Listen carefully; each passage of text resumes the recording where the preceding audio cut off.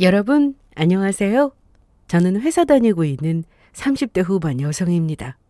저도 이제 적지 않은 나이를 먹다 보니 제가 생각하는 게 다 옳지만은 않고 예전보다는 고집도 많이 꺾였지만 지금으로부터 불과 몇 년 전까지만 하더라도 한번 하겠다고 마음먹은 것은 불도저처럼 밀고 나가는 고집이 보통이 아닌 성격이었어요. 결혼에 대해서도 마찬가지였습니다. 저는 저희 친정 부모님 두 분 모두 절대 안 된다며 끝까지 극렬하게 반대하시던 결혼을 기어코 하고야만 불효녀 중에 불효녀였습니다. 결혼 전까지는 나름대로 어릴 적에 크게 속썩인 적 한 번 없이 학창시절에 공부 열심히 하고 취직해서 성실하게 살면서 나름대로 부모님의 자랑으로 커온 딸이었는데 이제 다 키워놨다 싶으니 부모님 뒤통수를 쳐도 아주 거하게 쳤던 거죠. 저희 친정 부모님이 아무 이유도 없이 딸 자식이 데려온 남자를 사윗감으로 반대하신 건 아니었어요. 제가 제 평생 짝으로 삼겠다며 부모님 앞에 떡하니 데려다 놓았던 남자는 그 본인도 그리고 집안도 형편이 좋지 못했어요. 당장 중견기업에서 제 또래 여성들에 비해서도 제법 높은 연봉을 받으며 안정적인 일자리에서 일하고 있던 저와는 달리 남편은 중소기업 계약직으로 일하고 있었어요. 직장 자체도 그리 탄탄하지 못했는데 그마저도 안정적이지 못한 일자리에 모아놓은 돈이라고는 없다시피 한 상태였습니다. 사실 제 결혼 상대와는 달리 저희 친정집은 경제적으로 꽤나 윤택한 편이었습니다. 어머니는 대학 교수로 재직 중이셨고 아버지께서 젊을 적부터 일으켜온 사업의 규모도 작지 않은 편이었어요. 두 분 모두 자수성가로 보아 명예를 일구신 분들이셨습니다. 그런 자랑스러운 부모님 덕분에 어릴 적부터 저는 하고 싶은 거 딱히 참아온 일 없이 풍족한 환경에서 가지고 싶은 거 넉넉하게 가지고 배우고 싶은 것에 돈 아끼며 살아본 적이 없었어요. 하지만 저라고 그저 사랑과 낭만에만 눈이 멀어서 누가 보아도 차이가 나는 조건의 남자를 만나 결혼하겠다고 세상 물정을 모르는 순진한 소리를 한 것은 아니었습니다. 부모님 입장에서는 뭐 하나 내세울 거 없는 변변치 못한 놈이 당신들 귀한 딸을 꼬드겨 처가 덕 좀 봐서 팔자 피려는 놈으로밖에 보이지 않으셨으나 당시의 제게 그러한 부모님의 반대는 오히려 남편에 대한 미안함과 애정에 더욱 불을 지르는 결과를 초래했습니다. 부모라면 누구나 내 자식이 조건도 좋고 풍족한 환경에서 살 수 있기를 바라실 테니 그 마음을 아주 헤아릴 수 없는 건 아니었지만 그럼에도 불구하고 무턱대고 반대만 하는 친정 부모님이 그때는 미웠어요. 남편의 객관적인 조건이 그다지 좋지 못하다는 건 누구보다 잘 알고 시작한 저였습니다. 하지만 결혼 전에 그 사람은 제가 살면서 봐온 모든 사람을 통틀어 가장 성실하고 치열하게 사는 사람이었습니다. 일남 일녀 중 장남으로 태어난 남편은 날 때부터 가정 형편이 항상 빠듯했다고 했어요. 제게는 시부모님 되시는 남편 부모님 두 분 모두 고등학교 간신히 졸업하고 생활 전선으로 뛰어들었어야 할 만큼 양가 집안 사정도 좋지 못한 편이었고요. 하지만 일절 그런 어두운 모습은 제 앞에서 한 번을 보이질 않던 남편이었어요. 상황이 여의치 않음에도 불구하고 부모나 주변 환경을 원망하고 탓하기보다는 항상 긍정적으로 생각하기 위해 노력하는 사람이었죠. 저와 만나기 시작했을 때 이미 시아버지 되시는 분은 작고하신 지 몇 년이 지난 상황이었고 집안에서 남편이 실질적인 가장 역할을 하고 있었습니다. 아직 성인이 되기도 전인 고등학교 시절부터 학교 끝나기 무섭게 아르바이트를 하며 돈을 모으고 전문대를 거쳐 사회로 나와서도 주말이 없을 정도로 경무에 시달리면서도 모은 돈이 거의 없었던 것은 시가에서 경제활동을 제대로 하고 있던 사람이 남편 한 사람뿐이었기 때문이었습니다. 남편이 어릴 적부터 식당 일을 비롯해 닥치는 대로 주어진 일거리를 받아 일하시던 시어머니는 시아버지 돌아가신 이후부터는 거의 일을 나가시지 못하셨다고 합니다. 수십 년 육체 노동을 하시면서 몸에 이것저것 성한 것도 없으셨지만 평생 힘들게 살면서도 의지하던 남편 떠나보낸 마음의 상심이 더 크셨던 것 같아요.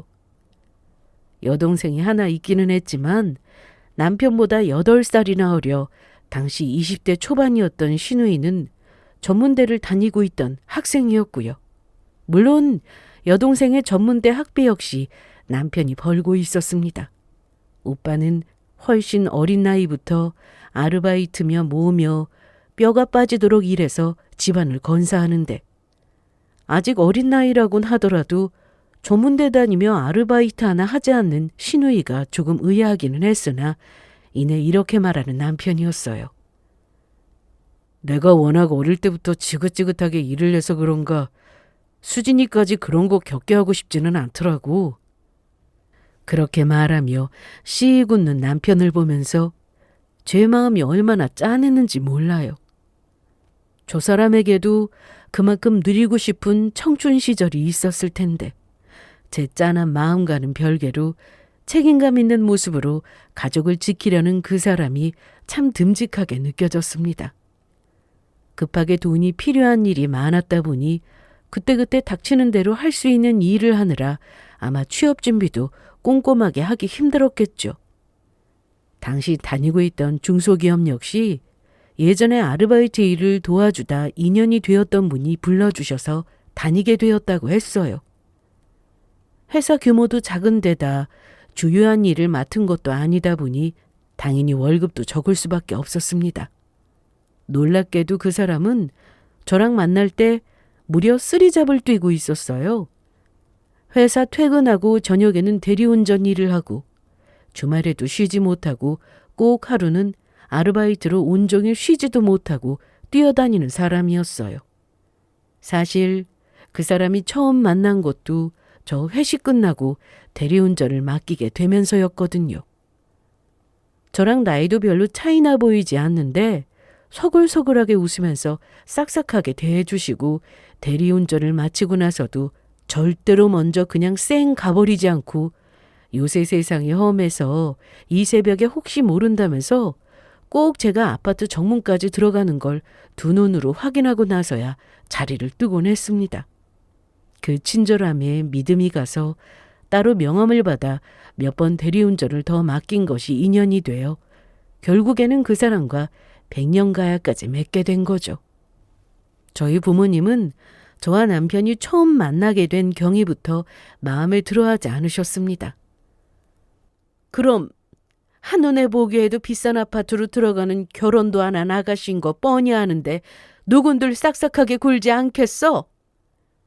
한마디로 처음부터 제가 조건이 좋아 보이니 의도적으로 남편이 제게 다가온 거라면서 어찌나 화를 내시든지. 하지만 그때는 그 사람에 대해 잘 알지도 못하면서 모든 것을 저런 식으로 비뚤게만 바라보는 부모님이 그렇게 원망스러울 수가 없었어요. 내가 먼저 만나자고 했다니까? 그 사람은 먹고 살기만도 바빠서 여자 만날 시간도 없다고 하는 걸 내가 만나자고 했다고. 직접적으로 운일된 건 제가 맞았어요. 하지만 저도 남편이 제게 호감이 이만저만이 아니라는 확신이 있었기 때문에 용기를 낸 거였습니다. 그럴 여유가 없다고 입으로는 말하면서도 저를 볼 때마다 표정이 환해져서는 좋은 걸 숨기지도 못하는 남편이었어요. 지금은 그 사람이 별 볼 일 없어 보일지 몰라도 저 사람보다 더 성실하게 사는 사람을 본 적이 없어. 가족들 고생 안 시킬 거라면서 쓰리자까지 뛰는 사람이 뭔들 못하겠어? 그러니까 엄마 아빠 무작정 안 된다고만 하지 말고 다시 한 번만 생각해 주세요. 네? 안 돼. 절대 안 돼. 내 새끼 고생길이 눈앞이 훤한데 세상 어느 부모가 그걸 허락해? 결혼 문제 때문에 저와 부모님 사이가 날이 갈수록 악화되는 걸 옆에서 바라보던 남편 역시 좌불안석이었어요. 내가 못나서 내가 조금만 더 믿음직한 사람이었더라면 자기도 자기 부모님께서도 이렇게 힘들지 않으셨을 텐데. 저 사람은 저 사람 나름대로 힘든 환경에서도 어떻게든 잘 살아보겠다고 열심히 살았을 뿐인데 저나 저희 부모님 앞에서 죄인을 만든 것 같아서 제가 더 미안했어요. 저희 부모님 앞에서 죄송스러워 고개도 제대로 못 들면서도 저와의 결혼을 포기하지 못해 수차례 저희 친정 부모님 냉대를 오롯이 받고 있는 그 사람을 보고 결국엔 저도 폭발하고 말았습니다. 됐어. 이 사람이 뭘 그렇게 잘못했다고 남의 집 귀한 자식을 이렇게까지 냉대를 할 수가 있어? 다른 사람도 아니고 엄마 아빠 딸 자식이 직접 선택한 사람인데 나도 이제 엄마 아빠 허락 필요 없어. 고래고래 화를 내며 소리 지르시는 아버지와 가슴을 치며 눈물 흘리시는 어머니를 뒤로하고 안절부절 못하는 남편 손을 힘주어 꽉 쥐고 돌아섰습니다. 그렇게 저는 끝내 결혼을 반대하시던 친정 부모님 계시지 않는 자리에서 남편과 결혼식을 올렸어요. 지금 생각하면 저도 참 불효녀입니다. 저도 그때는 아직 철이 없어서 부모님 염려를 모르는 게 아니었음에도 저를 그리고 제게 소중한 사람에게 상처를 주는 부모님이 미워 자식으로서 해서는 안 될 행동을 했던 것 같습니다. 장인 장모도 없이 치르는 결혼식에 결국 눈물을 보인 저를 꽉 안아주며 남편이 약속을 했어요. 자기야, 내가 정말 미안해. 비록 오늘은 장인 장모님이 와주지 않으셨지만 우리가 잘 사는 모습 보여드리면 언젠가는 우리 인정해 주실 거야. 내가 더 잘할게. 내가 더 노력할 테니까 울지 마, 응? 친정부모님 허락도 받지 않고 하는 결혼이니 결혼식 규모도 당연히 작을 수밖에 없었고 이런 결혼을 하게 된 제가 안쓰러워 자리를 지켜준 제 정말 절친한 지인들 몇몇을 제외하고는 신부 측 하객도 몇 명 오지 않은 상황이었습니다.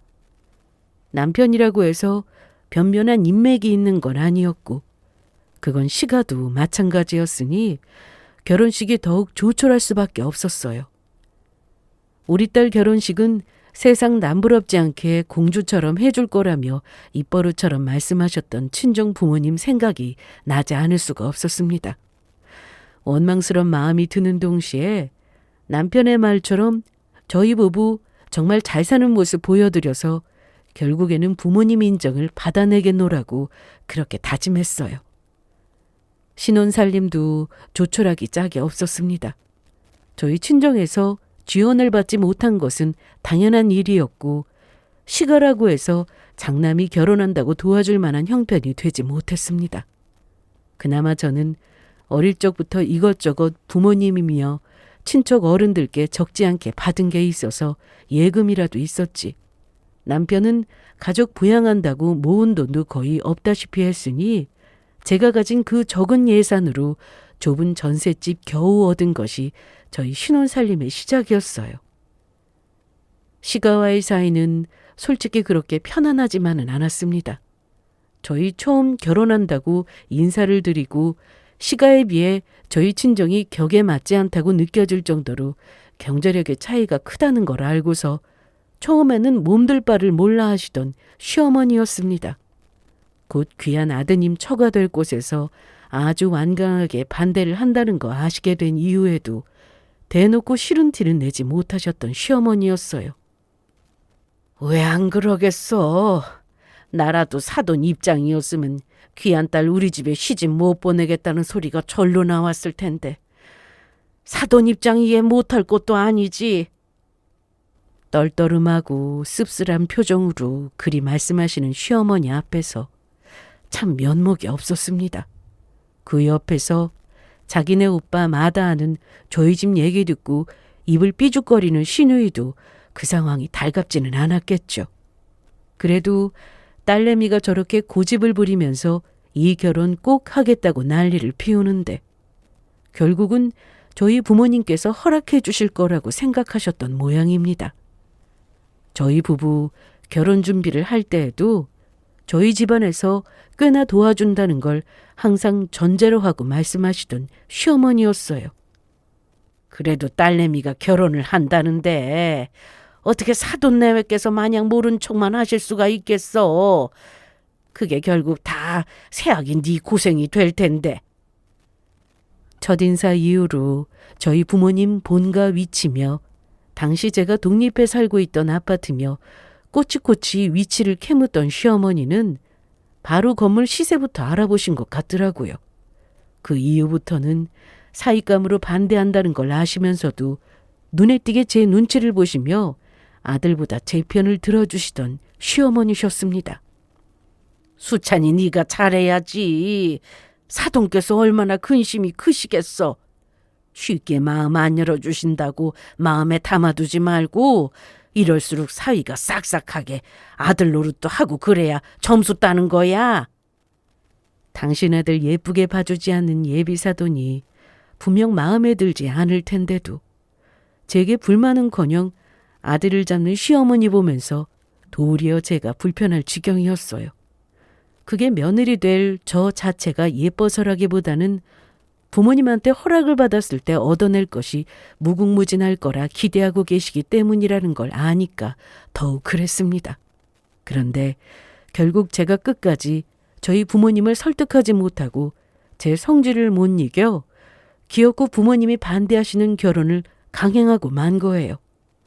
한가닥 하는 사돈 덕에 팔자에도 없는 성대한 결혼식에 이제 아들 인생이 활짝 트이리라 생각했는데 그게 순식간에 물 건너갔으니 시어머니의 저를 대하는 처우가 예전과 달라지는 건 사실 당연한 일이기도 했습니다. 아니, 사돈도 좀 어지간히 하시지. 그렇게 고집 피워봤자 자식 마음 불편한 거밖에 더 돼? 어차피 나이 들면 결국에는 다 자식들한테 물려줄 것을. 사실 우리 애가 집안 환경이 좀 힘들어서 그렇지 요새 젊은 애들 중에 우리 수찬이만큼 성실하고 듬직한 신랑감이 또 어디 있다니? 결혼 전에는 듣는 제가 민망할 만큼 당신 아들을 까내리던 시어머니는 결혼 후에는 당신 아들 반대하는 제 친정 부모님에 대한 원망이 어마어마했습니다. 저를 보는 눈빛 역시 당연히 곱지 않았죠. 돌변한 시어머니 태도에 힘들지 않았다면 거짓말이겠지만 그럼에도 제가 겸허히 감수해야 하는 부분이라고 생각했습니다. 일평생 아들 힘들게 살게 하고도 결혼한다고 해서 변변하게 해준 건 없었다 치더라도 세상 어느 부모가 자기 자식 예뻐하지 않는 사돈에게 서운한 감정 들지 않을 수가 있겠어요? 저희 부모님이 남편 마음에 차지 않는다고 냉대하신 거 생각하면 이 정도 참지 못할 일도 아니라고 진심으로 그렇게 생각했습니다. 아무리 한쪽 집안에서 반대하는 반쪽짜리 결혼이라고는 해도 일생에 한 번뿐인 결혼인데 하객이라고는 꼴랑 몇 명 들지도 않는 결혼식 하며 니들 지금 하고 사는 거 하며 아유 내가 요새 속상해서 잠도 안 와. 정작 시가나 남편 쪽에서는 들인 것도 없는 신혼집 볼 때마다 혀를 차는 시어머니 가시돋친 말에 심장이 찔리는 것 같았지만 그건 역시 인내했어요. 그래, 내가 시가보고 한 결혼도 아니고 처음부터 남편 하나만 보고 시작한 결혼이었습니다. 딸린 식구들 책임진다고 일을 몇 항이나 뛰며 피곤해서 코피를 흘리는 와중에도 제 출근 전 이른 새벽에라도 제 얼굴 한번 보겠다고 입이 귀에 걸려 달려오던 사람이었어요. 제 인생에 저한테 그만큼 큰 사랑을 줄 수 있는 존재가 두 번 다시 찾아올 수 있을까? 그걸 생각하면 끝내 딸 자식 결혼식에 발걸음하지 않은 친정 부모님에 대한 서운함도 부잣집에 아들 장가보내 살림 좀 펼 거라 기대했다 실망하는 기색이 역력한 시어머니에 대한 실망감도 다 견디고 참아낼 수 있었습니다. 상황이 이렇게 되었는데도 끝내 포기가 안 되셨는지 사돈한테서 혹시 연락 온 거 없냐고 주기적으로 확인하던 시어머니였어요. 아유, 나도 이제 몸이 예전 같지가 않고 수진이 제 시집도 보내고 해야 하는데 치꼬리 절에서 누굴 새 식구라고 불러드리기도 민망스럽고. 정작 새 며느리 드릴 때는 아무렇지도 않게 초라한지 보여주던 시어머니가 하는 말에 속으로 기가 막혔어요. 대놓고 집 고쳐내라는 얘기만 하지 않았지 얼굴 볼 때마다 저렇게 바라시는 거 귀에 딱지가 않도록 반복하고 또 반복하는데 속으로 너무하다는 생각을 지우기가 힘들었어요. 그렇게나 없는 집안에서 자랐다고 남편 끝까지 반대하는 친정 부모님이 원망스러웠는데 솔직히 시어머니 저렇게 하는 행동을 보면 왜 그렇게까지 친정 부모님이 반대를 하셨는지 절로 이해가 가서 괴로웠어요. 저 나름대로는 서운한 마음이 크셨을 시어머니와 어떻게든 잘 지내보고 싶었지만 상황이 이러하다 보니 나중에는 시어머니한테 전화만 와도 머리가 지끈거리는 지경에 이르렀어요. 그렇다고 시어머니와 관계가 좋은 것도 아니고 제 엄마 똑 닮아 새침대기처럼 굴며 얄밉게 종알거리는 시누이도 골치 아프기는 마찬가지였고요. 아니, 엄마 말이 틀린 것도 없지. 우리 오빠가 언니랑 결혼했다고 해서 뭐 덕본 게 하나 있기를 하나. 우리 집 그렇게 무시할 거면 돈이라도 쓰면서 무시하든가. 이건 모든 것도 없이 사람 무시만 실컷 하고. 너 그게 새언니 앞에서 무슨 말버릇이야? 뭐, 내가 틀린 소리 했어? 아무리 나이차가 있다고는 하나 오면한 성인인데 사람 앞에 두고 할 말 못할 말 가리지도 못하는 시누이하고는 길게 말 섞기도 싫었어요. 그렇게 자기 오빠 위하는 것처럼 얘기해봤자 제 손으로 돈 한 푼 벌어오지 않고 따박따박 학비에 용돈까지 타가는 철딱선이 없는 시누이였습니다. 이 결혼하면서 남편이 덕을 본 게 없긴 뭐가 없어요. 저 혼자 힘으로 마련하느라 저 잘한 거에 비하면 형편없는 수준이었다 하더라도 엄연히 신혼 전셋집도 저 혼자 한 거나 마찬가지였는데요. 신혼 보금자리 홀로 마련하다시피 한 제게 오빠 등골이나 뽑아먹고 있는 시누이가 할 소리는 아니었죠. 여보 미안해. 장인 장모님이 결혼 반대하시는 게 아무래도 영 마음에 맺혀서 더 저러시는 것 같은데 나 진짜 괜찮은데. 내가 장인 장모님 입장이라 하더라도 우리 집 꼴을 보면 쉽게 허락한다는 소리가 안 나올 거야. 그러니까 당신 너무 속상해하지 마. 어? 가뜩이나 시가와는 사이도 그리 평탄치 않은데 남편이라도 이렇게 말해주지 않았더라면 제 결혼 생활이 정말로 고달팠을 거예요. 이렇게 될 걸 예상하고 반대하셨겠지만 그렇게 결혼 반대한다고 원망하고 소리치고 나와놓고도 시가 식구들 때문에 힘들 때면 결국 떠오르는 건 제 엄마 아빠였어요. 벌써 결혼하고 몇 달이 지났는데도 소식이 끊기다시피 한 부모님 생각하면 울컥울컥 눈물이 차오르곤 했습니다. 차마 용기가 나지 않아 직접 찾아뵙지는 못하고 환절기에 감기 조심하시라는 문자에 결국 딸 자식이 져주시고만 친정 부모님이셨어요. 엄마 아빠 허락 필요 없다고 소리치며 나온 후로 처음으로 주고받은 연락이었습니다. 거의 반년 만에 얼굴을 뵙는 친정 부모님 두 분 모두 헬쑥해지신 걸 보니 저도 모르게 눈물부터 떨어졌습니다. 엄마 아빠 말도 안 듣고 그렇게 뒤도 안 들어보고 매몰차게 나가더니 새 신부가 깨가 쏟아져서 얼굴에 광이 나도 모자랄 판에 왜 이렇게 살이 빠졌어? 속상해서 진짜. 아무리 사이가 냉랭해지고 한동안 연락조차 주고받지 못했다 하더라도 핏줄은 핏줄이었습니다. 못난 자식을 껴안아 주시고 손 내밀어 주시는 부모님 품에서 어린아이처럼 펑펑 울었어요. 엄마 아빠 미안해. 내가 진짜 잘못했어요. 평생 엄마 아빠와 마음의 앙금을 해소하지 못하면 어떡하나 마음을 졸였는데 순식간에 눈 녹듯 마음이 스르르 풀리는 기분이었어요. 김서방도 나오라고 해. 장모가 돼서 사이 밥 한 끼도 못해 먹였으니 내가 참 면목이 없다. 그렇게 대면대면한 가운데서도 처음으로 가족이라고 네 식구가 함께 오붓하게 식사를 했습니다. 연신 죄송하고 감사하다고 몸둘 바를 모르는 남편이나 그간 우리가 너무 야박했다며 반찬을 남편 앞에 밀어주시는 친정 부모님 보면서 그날 정말 행복했어요. 엄마, 아빠, 이 사람 이제 계약직 아니고 정규직이야. 내가 뭘 했어? 이 사람은 더 나아갈 일만 남았다니까? 네, 허락해 주신 만큼 제가 더 열심히 살겠습니다. 절대 따님 고생시키지 않고 제가 더 잘하겠습니다. 마음에 차지 않는 사위이지만 그럼에도 받아주려고 노력하시는 부모님께 감사했어요. 하지만 이런 저희 친정 부모님 표정 관리는 오래가지 못했습니다. 나름대로 마음의 준비를 하고 오셨는데도 저희 사는 전세 신혼집 구경하고 오시고는 차마 말을 잇지 못하는 친정 부모님이셨습니다. 너 이러고 살고 있었어? 살림살이가 뭐 하나 멀쩡한 게 없네. 내가 정말 속상해서. 제가 봐도 부모님 보이기 부끄러운 부분이 많은 집이었어요. 그나마도 저 혼자 마련하다시피 하는 바람에 전세금 넣는 것만 해도 너무 빠듯해서 그럴싸한 살림살이까지 채워넣을 형편은 도저히 안 되었고요.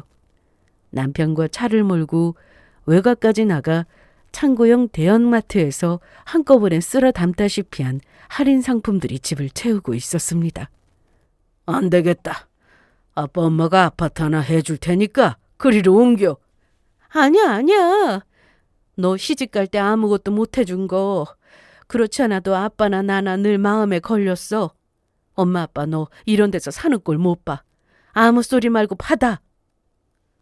결혼 허락해 주신 것만 해도 염치가 없는데 집 해주시겠다는 소리에 단박에 거절을 했으나 들은 척도 안 하시는 부모님이셨습니다. 왜 안 받아? 장인장모님이 자기 생각해서 해주신다는 건데. 그렇다고 그걸 어떻게 넙죽받아. 그것도 내 단독 명의로 해주신다는 건데. 그게 뭐 어때서? 저한테 집 해주신다고 하면서도 분명하게 저 혼자의 단독 명의로 해주시겠다는 뜻을 단호하게 밝힌 부모님이셨어요. 남편 말 맞다나 수도권 집값이 어디 한두 푼도 아니고 아무리 결혼 허락을 마지못해 해주셨다고는 하나 남편과 공동 명의로 해주시기가 쉬운 일이 아니셨겠죠. 남편한테는 이런 얘기를 하기가 민망했는데 어렵게 얘기 꺼내자 바로 좋다고 반색을 하는 남편이었어요. 아무리 좋은 거라도 남편 입장에서는 기분이 상할 수도 있고 자존심이 상할 수도 있는 일인데 일절 그런 기색이 없었습니다. 싫은 티는 오히려 시가해서 더 냈어요. 아니 이왕 해주실 거면 공동명의로 해주시지. 어차피 결혼한 애들 꼭 그렇게 자기 자신만 콕 집어 챙겨주실 건 또 뭐람? 막상 당신이 돈 가지고 있으면 절대로 며느리 공동명의 안 해줄 뿐이시니 불평을 하셔도 못 들은 척 했습니다. 당장 당신 아드님이 집 해주신다는 친정부모님 말씀에 넙죽 좋다고 받아먹는데 시가 입장에서야 고마울 일이지 저리 불평할 입장이 아니라고 생각했고요. 제가 미리 받은 자리가 당시 시세 10억 원을 호가하는 아파트 구입한다는 걸 알고는 더 난리가 난 시어머니였어요. 아니 뭘 그렇게까지 비싼 데를 들어가겠다고. 아직 너희 둘 다 젊은데 좀 작은 데서 소박하게 키워나가는 재미도 있고 그래야지. 새집에 10원 한 장 보태는 거 없으면서 말만 보태는 시어머니였어요. 그러면서 하는 말이 아주 예술이었습니다. 당장 이 집도 고쳐야 할 때가 한두 군데가 아닌데 돈 10억이 대체 얼마야? 그 돈이면 이 집 말썽이 부분 싹 고치고도 배가 터져 나갈 텐데. 한마디로 제 친정부모가 저 해줄 아파트 10억에서 돈 빼다가 자기들 사는 집 좀 살만한 꼴로 만들어내라고 아주 대놓고 요구하는 꼴이었습니다. 당신부터가 저희 신혼집 볼 때마다 며느리가 혼자 마련한 집 보고 꼴이 어쩌니 해가며 혀를 끌끌 차놓고는 저희 친정에서 도와준다는 소리 듣자마자 빨대 꽂을 심보를 감추지도 않는 시어머니였어요. 처음부터 본색을 잘 감췄으면 또 모를까. 저희 친정 부모님과 연락 두절되었을 때 속물근성 대놓고 실컷 보여줬으니 그런 사람에게 휘둘려서 내 재산도 아닌 내 부모 재산까지 갉아먹게 만들 생각 절대 없었고요.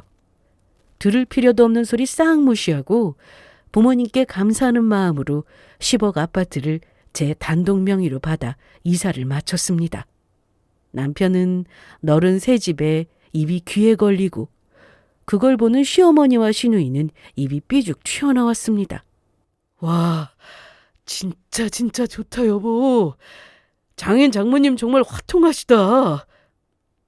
집을 둘러보는 시어머니 눈에 부러움과 시기가 가득했어요. 그러고도 여전히 뭘 이렇게 비싼 데를 했냐는 둥, 괜히 손해만 보는 거 아니냐는 둥, 자기 돈도 아닌 걸로 입을 놀리는 얼굴에 욕심이 그득했습니다. 자꾸 트집을 잡으려 들지만 저는 저 나름대로 최선의 선택을 했다고 생각해요. 아버지나 아버지 지인분들 중에서도 부동산 관련한 정보 가진 분들이 어릴 적부터 주변에 많아서 부동산 흐름에 대해서도 어느 정도 파악하고 있던 저였어요. 지금이야 주변이 다소 횡하기는 해도 시가지를 가로지르는 입지가 나쁘지 않아 길만 제대로 뚫리면 얼마든지 넉넉한 이득을 보기에 충분한 장소라고 꼼꼼하게 따져서 들어온 곳이었습니다. 부모님 등지고 결혼해 평생 겪을 일 없었던 초라한 신혼집에서 지내다가 이제야 제 인생이 원래의 궤도로 돌아온 듯한 기분이었어요. 이렇게 좋은 집 처음 들어와 본다며 내 평생 이런 데서 살게 될 줄은 몰랐다며 신나 얼쩔 줄 몰라 하는 남편 보면서 부모님 덕에 저 사람도 호강시켜줄 수 있게 되었다 생각하니 기쁘고 감사했습니다. 남편 태도가 예전과 달라진 것은 집 옮기고 나서 얼마 지나지 않았을 때였어요. 여보, 이번 주말에 출장 잡혔다지 않았어? 아, 그거 그냥 이번에는 다른 사람 보내라고 그랬어. 뭐? 당장 내일인데 그래도 돼? 나라고 만날 제대로 쉬어보지도 못하고 일만 하라는 법 있어? 알아서들 하겠지. 자기 앞에 주어진 일은 절대 허투루 하지 않던 사람이었습니다. 답지 않게 소파에 게으르게 늘어진 차림으로 벗어둔 옷까지도 여기저기 휘휘 던져둔 차림이었어요. 빠릿빠릿하게 나서서 곧장 치우던 사람이 평소에 절대 하지 않던 행동이었어요. 이상한 기시감이 들었으나 이내 생각을 고쳐먹었습니다. 그래, 저 사람도 그동안 얼마나 열심히 살았어. 좀 편하게 지내고 싶을 법도 하지 싶었어요. 하지만 정말 위급한 일이 있지 않으면 거의 쓰지 않던 월차며 연차를 거의 주마다 쓰고 집에서 뒹구는 남편을 보니 이 일이 심상치 않다 싶었습니다. 여보, 요새 휴무 너무 자주 쓰는 거 아니야? 회사에서 아무 말도 안 해? 하면 뭐 어쩔 거야. 내가 회사 아니면 이제 굶어 죽는 것도 아니고. 순간 말문이 막혔어요. 무슨 일이 있어도 저 고생 안 시키겠다며 제 한 몸 부서져도 저 책임진다는 소리를 달고 살던 사람이었습니다. 저 사람 태도가 왜 저렇게 됐겠어요? 이제 믿고 다리 뻗을 처가 있다는 거겠죠. 처음에 눈을 반짝이며 기뻐하던 10억 아파트도 이제 익숙해지니 이 정도는 당연히 누리고 살아야 한다 여기게 된 겁니다. 저는 저 사람은 안 변할 줄 알았어요. 그 힘든 상황 속에서도 늘 성실한 모습 보이면서 열심히 살아서 다른 건 몰라도 저 사람이 삶을 대하는 태도는 항상 본받아 맞지 않은 것이라 생각했습니다. 그런데 이렇게 빨리 변할 줄이야. 그제야 그간 저 사람이 안간힘을 다해 열심히 살던 것이 실은 믿는 구석이 없어 울며 겨자 먹기로 그리 살았던 거라는 걸 알게 되었어요. 그렇게 힘들게 얻어낸 중소기업 정규직 자리도 태업을 일삼기 시작했고 마찬가지로 회사 다니는 저 힘들다며 적어도 자기 입고 먹는 것으로 힘들게 한 적 없던 사람이 살림까지 미루기 시작했습니다. 여보, 요새 정말 왜 이래? 왜 안 하던 짓을 하고 그래? 나 힘들어.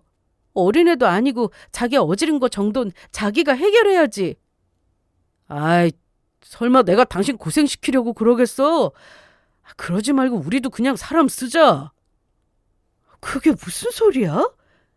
당신이랑 내 월급에 살림까지 사람 쓰면 남는 게 뭐가 있다고? 남는 게 왜 없어? 여기 이 집도 그렇고 회사 다닌다고 딸내미가 이렇게 고생하는데 설마 장인 장모님이 사람 하나 쓴다고 뭐라고 하시겠어? 이제는 당연하게 제 수발 들어줄 사람까지 장인 장모한테 손 벌리려 드는 남편 태도에 그만 입이 떡 벌어졌습니다. 어떻게 사람이 이렇게 변해요? 해준 거 없으면서 욕심만 부리던 시어머니 보면서 어떻게 저런 어머니 밑에서 내 남편같이 열심히 사는 사람이 다 나왔을까 했는데 이제 보니 모자가 다를 바가 하나도 없었습니다. 당신 나한테 뭐라고 했어? 우리 엄마 아빠 결혼 반대하시는 거 이해한다며? 그런 만큼 더 인정받을 수 있도록 열심히 살면서 노력한다며? 지금 이게 노력하는 거야? 말이 그렇다는 거지. 어떻게 사람이 평생 달리기만 해. 나도 할 만큼 했다. 우리도 이제 좀 편하게 살 수 있잖아. 그만 말문이 막혔습니다. 친정 부모님이 기혼은 결혼 안 된다며 반대하실 때 다른 건 몰라도 누가 뭐래도 정직하고 우직하게 노력하는 이 사람 태도만큼은 자신 있게 내세울 수 있었는데 이제 그마저 잃은 저 사람을 저희 부모님 앞에서 무슨 염치로 곱게 봐달라고 할 수가 있겠습니까? 당신 정신 똑바로 차려. 우리 부모님이 당신 호강시켜주겠다고 그렇게 열심히 일하고 사신 줄 알아? 딸인 나도 죄송스러워서 어떻게든 내 힘으로 살겠다고 만날 출근하고 아등바등 사는데 왜 당신이 우리 엄마 아빠 덕을 보려고 들어? 당신 말 참 서운하게 한다. 가족끼리 네 덕 내 덕이 어디 있어? 더 말 섞고 싶지도 않았어요. 제가 이렇게 대놓고 말을 하는데도 반성은커녕 오히려 제게 섭섭하다는 듯 구는 남편이었습니다. 이후에도 남편 태도는 더 심해졌으면 심해졌지 전혀 호전되지 않았어요. 남편에 대한 실망감이 날로 커져갔습니다. 남의 건 욕심내지 않고 상황이 힘들어도 제 힘으로 살아가려고 애쓰는 사람이라 생각했는데 10억짜리 집도 턱턱 해주는 처간이 어떻게 한몫 잡을 수 있겠거니 싶었나 보죠. 제 돈도 아니면서 날로 허영만 차오르는 남편이 점점 눈밖에 날 수밖에 없었습니다. 와중에 그동안도 예쁜 짓 한 번 한 적 없던 신우이가 기어이 사고를 쳤어요. 임신했다고? 수진이 그거 없는 형편에 겨우 전문대라도 보내놨더니 졸업도 하기 전에 사고를 쳐? 아우 이걸 진짜. 없는 집구석 돈 잡아먹던 귀신이 취업해서 돈 한 푼 벌기도 전에 만나던 남자랑 덜컥 혼전 임신부터 했다는 거예요. 배불러 오면 창피해서 드레스 못 입는다며 난리를 치는 신우이나 역시 대책 없는 무직자 신분인 사위도 사위라고 얼른 결혼시켜야 한다고 성화인 시어머니나 답이 없긴 마찬가지였습니다. 얘기 나오자마자 애 그냥 시집 보낼 수는 없지 않느냐며 대놓고 제게 돈 얘기 꺼낸 시어머니였으나 저도 여유 없다고 단칼에 잘라버렸습니다. 이 집안 시집 오고 받은 게 뭐가 있다고 제가 이 집 딸내미 시집까지 보내줘요? 남편이라도 예쁘면 또 몰라. 그 사람 역시 더는 제가 예전에 자랑스러워하고 믿고 살던 남자가 더는 아니지 않습니까? 그 집구석 돈 나올 구멍은 저 하나뿐인데 냉랭하기 짝이 없는 제 태도에 결국 모녀가 저 사는 집까지 쳐들어왔습니다. 너 이 집 시세가 2배나 올랐다며? 어디서 또 개걸스럽게 저 가진 집 가격부터 캐내며 눈이 시뻘개진 시모였습니다. 이제 그런 시모나 떡고물 떨어질 거 바라고 쫓아온 신우이나 다 징그러웠어요. 네, 그렇게 됐네요. 너는 20억이나 하는 집에서 배 깔고 호강하면서 너만 잘 먹고 잘 사니 속이 편하니? 얄밉게도 비꼬는 꼴이 어찌나 표독스러운지. 그럼 자기 돈 하나 안 든 내 부모가 해준 집 살면서 제 속 불편할 게 뭐가 있대요? 너 그러는 거 아니다. 네 시누이 당장 이렇게 결혼이 급한데도 나 몰라라 하고 네가 그럴 여유가 없는 것도 아니면서 이제 정말 시간도 더 없고 얼른 애 신혼집부터 알아봐라. 뭘 알아봐요? 설마 저더러 아가씨 신혼집 해내란 말씀은 아니죠? 당신 그거 못해줄 정도 아니잖아. 장인 장모님께 좀 도와달라고 하면 아가씨가 결혼을 하는데 왜 내가 내 부모님한테 도와달란 소리를 해? 얘 말하는 것 좀 봐. 니들끼리만 잘 살면 좋아? 가족끼리 당연히 도와야지. 언니, 정말 서운해요. 그래, 당신 그러는 거 아니야. 형편이 안 되면 또 몰라도 받아내려고 하면 충분히 받아낼 수 있으면서. 시모 시누이야 기대도 없었대도 남편이라는 인간도 제 편이 아니었어요. 내 부모한테 기생해서 팔자 펴려고 들더니 이제는 갈라서만 아무것도 아닌 인간들까지 우리 집 덕보게 만들 생각을 당연히 한 놈이었어요. 내가 왜요? 가족? 가족 같은 소리하고 있네. 어떻게든 한 푼이라도 우리 집안에서 뜯어먹으려고 혈안이 돼서는 당장 저 인간하고 갈라서서 이혼하면 남인 주제. 결혼해서 아기같이 뜯어먹으려고나 했지. 한 번을 내 생각 해준 적도 없는 인간들이 해준 게 뭐가 있다고? 결국 폭발해서 소리친 저였어요. 이혼하겠다는 말 허투루 한 소리 아니었고요. 이 집구석에 붙은 유일한 이유가 남편이었으나 이제 그조차도 결혼 생활을 유지할 이유가 되지 못했습니다. 이게 어디서 건방지게 시어미 앞에서 이혼 운운해? 당신 이게 지금 무슨 버리장머리야? 당장 엄마한테 사과해. 아직도 주제 파악 못하고 개거품을 물고 설치는 것들이었어요. 아줌마 누군데요?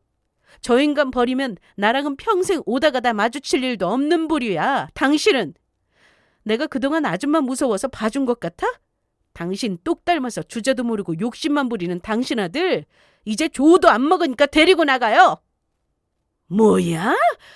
진짜 이게 이혼이라도 하겠다는 거야?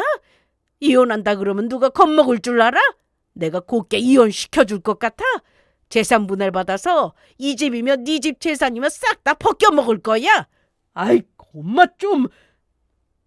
강경하게 이혼 밀고 나온 제 기세에 주춤하는 남편 농가는 달리 시어미는 여전히 주제 파악이 덜 되었습니다. 쥐들끼리 내 재산을 다 먹니 어쩌느니 하는 걸 역겨워서 집 밖으로 우악스럽게 밀쳐서 내쫓아버리고는 현관문을 쾅 닫아버렸어요. 너 딱 기다려. 네가 어디 이혼하고 발 뻗고 편히 잘 수 있나 보자. 재산 다 뜯기고 그때 가서 잘못했다고 빌어도 안 봐줘. 그렇게 밖에서 또 한참 난리치던 것들이 사라졌어요. 허탈했습니다.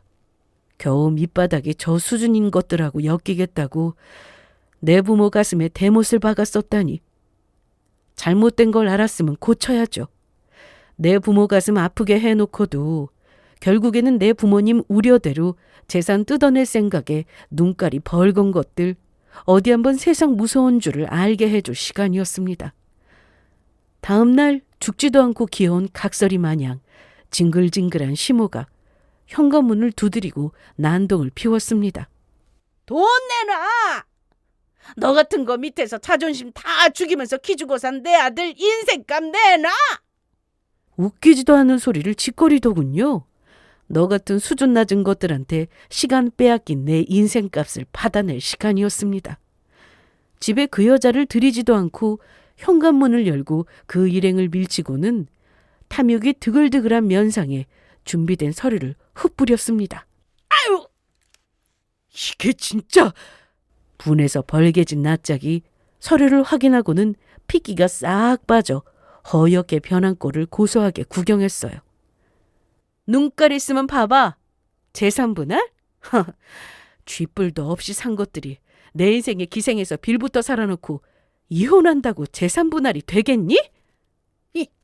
이게 무슨 소리야? 어떻게 한 푼도 안 줄 수가 있어? 제가 그들에게 집어던진 서류는 저희 집안 변호사가 직접 작성한 재산분할 목록이었습니다. 살면서 기여한 모든 재산이 제게서 나온 것임이 출처가 명확히 밝혀져 있었고 고로 남편놈 몫으로 떨어질 재산분할은 0원이었어요. 이게 아니, 아무리 그래도 그렇지. 무등하기 짝이 없는 놈이. 내가 재산분할을 해주려고 해도 쥐뿔 기여한 게 있어야 재산분할을 해주지. 못돼 처먹은 것들이 멍청하기까지 해서는 재산분할은 하늘에서 공짜로 뚝 떨어지는 줄 알았니? 아니야. 어떻게 이럴 수가 있어. 나는 인정 못해. 인정 안 해. 현실을 똑똑히 알려줬더니 그 맨바닥에 주저앉아서는 인정을 하네 마네 울고불고 연병을 떠는 여자였습니다. 그 옆에서 넋이 나간 듯한 남편 놈은 이내 퍼뜩 정신을 차린 듯 곧장 제 앞에 무릎을 꿇었어요. 여보 나는 아니야. 엄마가 하도 난리를 쳐서 따라온 거지. 나는 처음부터 이혼할 생각 없었어. 니까짓게 이혼할 생각이 없으면 넌 내가 하자면 그냥 이혼 당하는 거야. 그게 니놈 주제라고. 알겠니? 여보 내가 잘못했어. 내가 다시는 당신 앞에서 절대로 돈 얘기 안 꺼낼게. 당신 말만 들으면서 얌전히 살 테니까 여보 제발 이혼만은. 너나 주제도 모르고 설치는 네 어미나 딸년이나 어딜 감히 남의 재산 침 질질 흘리면서 건방을 떨어? 내가 좋은 말로 경고할 때 들어 쳐먹었어야지. 니까짓 거 볼 거 뭐 있다고 내가 참아줄 줄 알았대? 필요 없어. 내 인생에 더는 빨대 꽂을 생각 말고 네 식구 데리고 꺼져. 여보! 뒤늦게 울며 불며 매달리고 악어의 눈물을 흘리는 놈. 두 번 볼 것도 없이 문전박대하고 돌아섰습니다. 이혼 소송은 곧장 시작되었어요. 남편 놈 태도에 실망하면서부터 이혼 생각은 늘 하고 있었습니다. 염치도 없이 시누이 신혼집 얘기 꺼낼 때부터 이혼 소송 상담은 이미 시작됐었고 덕분에 내 집까지 쳐들어와 시모며 시누이 남편이라는 놈까지 신혼집을 해내라며 윽박지르는 녹음 증거가 고스란히 제 손에 들어왔습니다. 명백한 유책 사유를 지들 스스로 내뱉은 녹음 파일에 이혼은 수월하게 마무리되었고 예상대로 재산분할은커녕 위자료도 제가 받는 것으로 결론났어요. 평생 제 주제에 꿈도 못 꿀 좋은 집 살다가 하루아침에 결혼 전 궁상맞은 집구석에 몰려 예전 같은 신세로 전락한 전 남편이었습니다. 그때는 젊은 나이에 성실하게라도 살았지. 겨우 얻은 직장에서는 업무 태만으로 자리 보존도 위태로운 처지였지요. 보란듯이 이혼 사유 숨기지 않고 그 빈대들이 시누이 집까지 해내라며 꼴값을 떨었다는 걸 기가 막힌다는 듯 얘기하고 다녔기에 어지간한 주변인들은 왜 제가 전 남편과 갈라서 이혼 소송까지 걸었는지 알게 되었어요. 당연히 뒤에서 전 씨가 욕하는 소리가 들려왔습니다.